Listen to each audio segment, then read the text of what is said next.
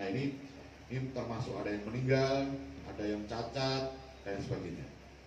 Itu sudah kita bayarkan. Lanjut Mas. Nah Bapak Ibu sekalian, ini program yang kedua. Namanya program jaminan kematian. Nah, kalau ini bedanya Pak, program ini memberikan perlindungan kepada ketua RT dan RW kalau meninggal dunia bukan karena kecelakaan. Jadi meninggal dunia sebab apapun. Jadi kalau bunuh diri pun ya kita tanggung. Seperti itu. Jadi sebab apapun itu kita berikan perlindungan, namanya program jaminan kematian. Ini program yang kedua. Nah, berapa santunannya? Lanjut Mas. Santunannya Bapak ini, yang pertama adalah jaminan kematian. Ini besarnya 20 juta. Ditambah santunan berkala 12 juta dengan biaya pemakaman ini adalah 10 juta. Ini totalnya adalah 42 juta. Sama dengan yang diterima ahli waris Rois tadi. 42 juta kalau meninggal dunia biasa. Nah, kalau di jaminan kematian ini Pak, kalau mau dapat beasiswa, ini persyaratannya harus menjadi peserta minimal 3 tahun. Beda ya. Jadi kalau meninggal dunia karena kecelakaan tadi, walaupun baru masuk, itu anaknya sudah dapat beasiswa. Tapi kalau meninggal biasa, meninggal karena sakit tadi, itu harus 3 tahun jadi peserta, baru putra putrinya mendapatkan beasiswa. Jadi bedanya itu seperti itu. Tapi ada juga yang kadang-kadang aneh Pak, meninggal biasa dibawa ke perusahaan. Kan kalau meninggal di perusahaan kan kecelakaan kerja. Nah ada yang seperti itu kadang-kadang supaya mendapatkan ini kadang-kadang oknum aja. Kadang-kadang meninggalnya di rumah karena tahu kalau meninggal biasa dan perusahaannya tahu, dibawalah ke perusahaan misalnya. Seakan-akan meninggalnya di perusahaan. Supaya diakui sebagai meninggal karena kecelakaan. Itu juga ada yang seperti itu. Tapi kalau kami pasti tahu lah. Nah ini. Nah Bapak Ibu sekalian, kami sudah membayarkan kasus meninggal dunia, khususnya kepada pamong-pamong ya di kelurahan. Ini sudah 52 kasus yang kita bayarkan, dengan total santunan yang kita bayarkan adalah 2 miliar 184 juta. Ini belum beasiswanya yang kita berikan. Kalau meninggal dunia karena kecelakaan kerja. Nah, kapan diberikannya? Jadi gini Bapak Ibu sekalian, kalau BPJS itu manfaatnya pasti. Maksudnya gini, hari ini mungkin kami melakukan proses pendaftaran ketua RT RW, terus besok pagi membayarkan iuran misalnya. Ternyata begitu dari dinas PMK membayarkan iuran ke bank, pulang dari bank misalnya, terus ada berita ketua RT RW meninggal, walaupun dinas PMK itu baru sampai keluar dari pintu bank itu, begitu sudah membayar iuran, berarti kami sudah harus membayarkan haknya 42 juta kalau memang meninggal dunia biasa. Karena manfaatnya pasti seperti itu. Walaupun tadi dinas PMK baru keluar dari bank misalnya, sudah selesai bayar, ternyata dia telepon, ini Pak ada yang ketua RT yang meninggal. Oke, kita langsung bayarkan sesuai dengan haknya. Karena manfaatnya pasti. Jadi Bapak-Ibu sekalian, kalau BPJS itu orang melihat ini adalah asuransi, bukan Pak. Jadi kalau kami namanya jaminan sosial. Cuman mekanismenya itu menggunakan mekanisme asuransi. Kalau asuransi itu namanya manfaatnya belum tentu pasti. Kalau kami manfaatnya pasti. Karena ini adalah jaminan sosial dari negara. Nah, seperti itu Bapak sekalian. Jadi saya ulang lagi, kalau terjadi kecelakaan tadi, ada pengobatan dan perawatan, ada santunan sementara tidak mau bekerja, ada santunan kalau sampai cacat, ada santunan kalau sampai meninggal dunia, bahkan dilengkapi dengan beasiswa bagi putra putrinya. Seperti itu. Jadi ini program ini menurut saya program luar biasa, program negara Bagaimana memberikan perlindungan kepada ketua RT dan RW untuk melaksanakan tugas sehari-hari. Bapak-Ibu sekalian, ketua RT dan RW itu kan sebetulnya garda terdepan daripada pemerintah.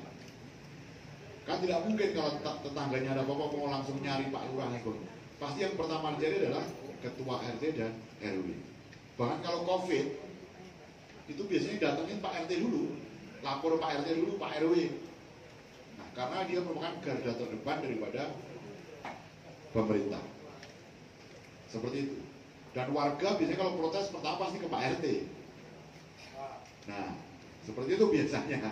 Berbahagialah kepada istri yang pertama. Ini jangan salah Pak, di BPJS Bapak pikir nggak ada, banyak Pak. Kasus ini banyak. Biasanya gini, begitu sakit yang merawat istri yang kedua, karena masih muda ya Pak, bawa ke rumah sakit dan sebagainya. Nah ini karena istri kedua semangat kan, mau dapat begitu tahu mau ngajukan santunan, istri kedua melengkapi Pak berkasnya, kartu semua dilengkapi. Begitu sampai di kantor ngajukan, kita tanya, Ibu, istri yang sah, ya mana bukti misalnya surat nikahnya, biasanya alasan dulu. Ntar Pak lupa, nah biasanya ke rumah dulu, mencari siasat lah. Nah begitu tahu, ternyata dia tidak punya hak. Ya kita sampaikan bahwa itu nggak punya hak untuk mendapatkan santunan. Yang punya hak adalah istri yang pertama. Ya sudah, diurus, ya kita transfer pada istri yang pertama. Kalau ribut, ya silahkan. Tapi di rumah, jangan di kantor BPJS. Nah itu sering Pak, ada yang di kantor sampai berkelahi, ada, jambak-jambakan juga ada. Enak saja, saya kurus, saya mau ini, kamu dapat uangnya ya. Istri pertama bilang, siapa suruh kamu ambil suamiku? Ya kan? Jadi sama-sama ngotot lah. Tapi kalau kami tetap kami berikan kepada istri yang pertama. Karena memang aturan undang-undangnya itu. Terlepas sampai di rumah mau dibagi dua, ya itu monggo. Itu urusannya keluarga. Seperti itu. Nah, ada juga yang gini Pak. Ada juga suami yang nakal Pak. Ini ada Pak. Ada beberapa kasus. Jadi misalnya gini.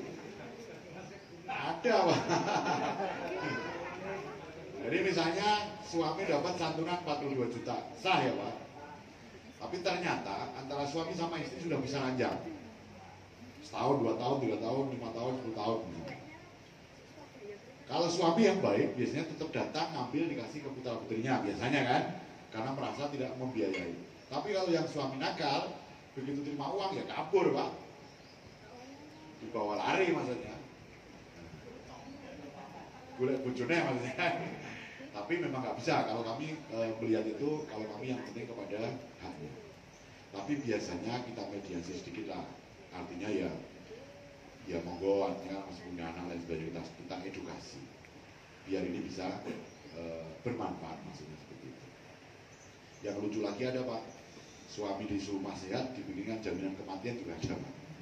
Ada Pak, di kami itu aneh-aneh lah, saya pernah ngalami sendiri.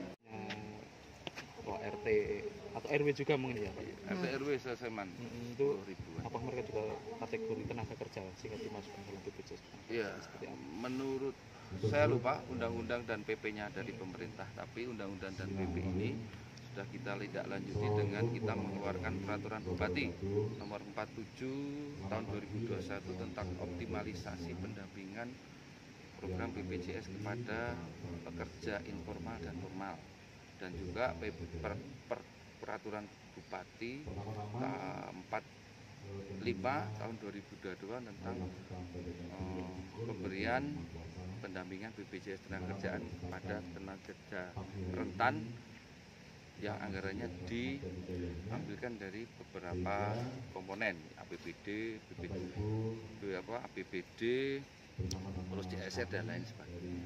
Di situ menyatakan bahwa pekerja informal dan formal. Nah, RT RW ini kan termasuk informal karena secara sistem kepegawaiannya walaupun tidak tetap dan gajinya pun tidak ada sistem bulanan, tapi dia juga ikut serta membantu dalam program pemerintah, sehingga tidak ada salahnya ini kita ikut sertakan di dalam program BPJS karena juga di dalam keberadaannya itu mengandung atau ada risikonya dalam waktu melayani masyarakat, sehingga ini bisa kita ikutkan ke dalam BPJS Ketenagakerjaan untuk memberikan rasa nyaman dan rasa apa ya, karena tidak terlalu khawatir untuk bisa melaksanakan pekerjaan seperti itu. Jumlahnya berapa tadi? Semua RT RW, RT-nya ada sekitar 7.000, RW-nya ada sekitar 3.000, sehingga semua RT RW di Sleman ini sekitar 10.000 dengan anggaran APBD kurang lebih 1,3. Ini baru pertama. Baru pertama kali. Di Yogyakarta juga. Iya, di DIY. Nah, ini kebetulan sudah saya sampaikan kemarin di dalam pemaparan dalam rangka pemberian award Panitrana Award terkait dengan BPJS Ketenagakerjaan ini di Pemda DIY kemarin, yang baru pertama kali memberikan pendampingan terhadap RT RW itu, pengikut sertaan BPJS Ketenagakerjaan itu RT RW juga baru Sleman, guru GTT-PT itu juga baru Sleman. Gitu. Ya, seperti itu. Jadi ya kita pemerintah daerah juga ini dalam rangka memberikan semacam reward kepada RT RW yang sekarang sudah membantu kinerja pemerintah, tapi kan kita tidak pernah memberikan di tahun 2023 ini nanti per bulan Januari kita sudah daftarkan sebagai peserta program BPJS Ketenagakerjaan, sehingga harapan kami nanti untuk ketua RT RW se-Kabupaten Sleman ini bisa mendapatkan pelindungan dan tentunya sebagai garda terdepan pemerintah kepada masyarakat, nantinya kalau bekerja menjadi aman, tenang karena sudah dilindungi program BPJS Ketenagakerjaan. Nah, ini program pemerintah yang sangat bagus untuk meningkatkan kesejahteraan masyarakat, khususnya untuk ketua RT dan RW se-Kabupaten Sleman. Seperti itu. Ya. Mungkin masih ada yang mau disampaikan, Bapak? Mungkin himbauan aja nggih, Bu. Ya, himbauan kepada masyarakat, khususnya masyarakat pekerja di Kabupaten Sleman. Bahwa program BPJS ini adalah program perlindungan kepada seluruh tenaga kerja, baik tenaga kerja formal maupun informal. Jadi harapan kami, monggo bagi masyarakat Sleman yang bekerja, yang belum mendaftarkan tenaga kerjanya maupun dirinya, untuk segera mendaftarkan sebagai peserta program BPJS Ketenagakerjaan.